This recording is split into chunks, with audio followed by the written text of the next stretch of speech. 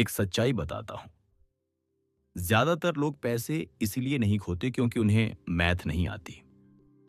वो पैसे इसलिए खोते हैं क्योंकि उन्हें खुद पर कंट्रोल नहीं होता। और यही है द साइकोलॉजी ऑफ मनी का असली मतलब। ये किताब आपको ये नहीं सिखाती कि पैसा कैसे कमाया जाता है। ये किताब सिखाती है लोग पैसा कमाकर भी गरीब क्यों रह जाते हैं। क्योंकि पैसा नंबर्स का गेम नहीं है, ये बिहेवियर का गेम है।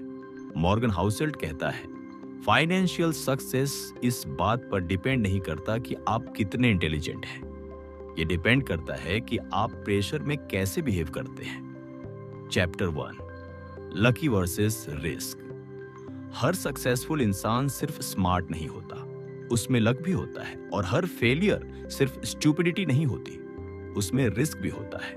प्रॉब्लम ये है लोग सक्सेस में लक को इग्नोर करते हैं और फेलियर में रिस्क को। एक आदमी स्टॉक मार्केट में पैसा कमा लेता है, वो सोचता है मैं जीनियस हूं, और फिर ओवर कॉन्फिडेंस में सब खो देता है। Chapter 2, why saving is more important than earning.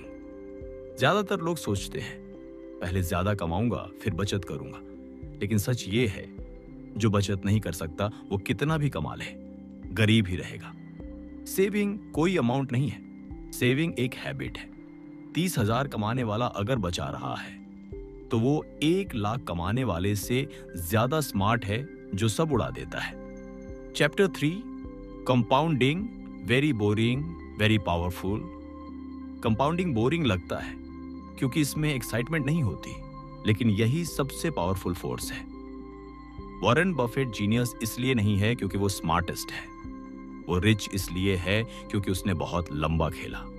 पैसा जल्दी बनाने की सोच अक्सर पैसा जल्दी खोने पर खत्म होती है। Chapter 4, greed, never enough problem.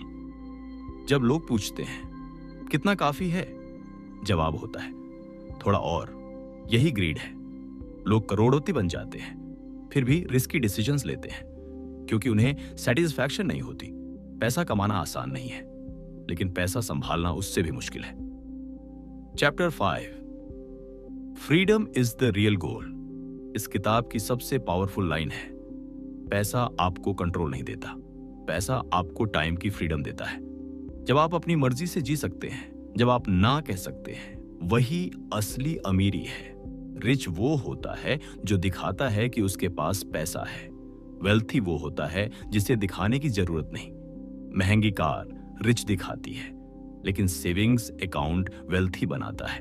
पैसा इंप्रेस करने के लिए नहीं है, पैसा प्रोटेक्ट करने के लिए है। पैसा ईगो के लिए नहीं है, पैसा पीस के लिए है।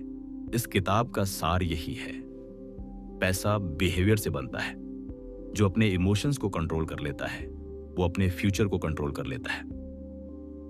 अगर ये समरी आपको सोचने पर मजबूर करे तो इस वीडियो को सेव और शेयर करो, सब्सक्राइब करो, क्योंकि यहां पैसा कमाने से पहले पैसा संभालना सिखाया जाता है।